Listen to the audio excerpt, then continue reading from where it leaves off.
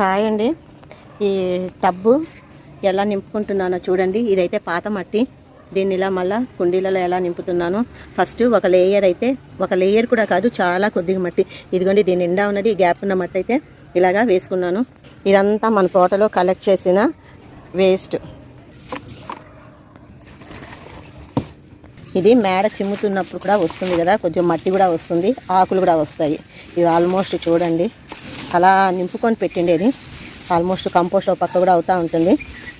చూసారా, దీంట్లో ఉన్నది ఆల్మోస్ట్ నిండా ఉండింది చెత్త. ఇది ఆకులతో మేడ తుడిచినప్పుడు వచ్చిన మట్టి, అవి కొన్ని ఎండుటాకులు, మామిడాకులు, పచ్చాకులు ఉన్నాయి. అవన్నీ ఇక్కడ దాకేసాను.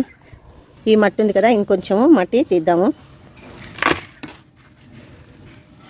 ఇదిగోండి, దీంట్లో ఉన్నది సగం మట్టి తీసి దీంట్లో వేసాను. ఇదిగోండి, దీంట్లో వర్మీ కంపోస్ట్ ఒక 2 గుప్పిళ్ళు. ఇది వేపపిండి కాదు, ఇది పొగాకు కాడల పొడి 1 గుప్పెడు. ఇది వేపపిండి, ఇది 1 గుప్పెడు. బూడిది ఇదిగోండి, ఇది 1 గుప్పెడు. పశువుల ఎరువు ఇలా డబ్బాలలో ఎప్పుడు స్టోర్ చేసి పెట్టుకొని ఉంటాను, బాగా మగ్గిండేది. ఇది కొంచెం వేద్దాం. ఇదిగోండి, ఈ మాత్రము ఒక 2 కేజీలు పశువుల ఎరువు.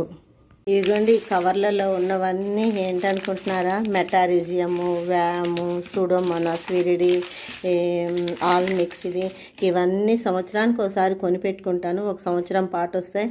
ఇలా కలిపినప్పుడల్లా కొత్త మొక్కలు మట్టి కలిపినప్పుడు అన్నీ ఒక్కొక్క స్పూన్ వేస్తాను, లేదంటే 2 స్పూన్లు.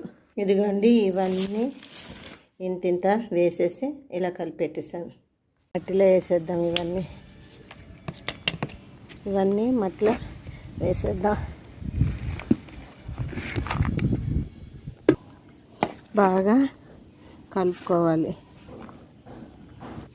దీని మీద కొంచెం మట్టి వేసాను. ఆ తర్వాత ఇప్పుడు కలిపిండేది వేద్దాం. ఈ మట్టి ఉంపుదాం. ఇప్పుడు చూసారా, ఒక చిన్న బకెట్ మట్టితోటి ఈ పెద్ద టబ్బు ఎలా నింపేశామో. కింద 3/4 దాకా ఆకు మొత్తం ఇలాగ నింపేశాను. ఈ బ్యాగ్లో ఒక దాంట్లో మొక్క ఒకటి పెట్టేసేంటి నేను.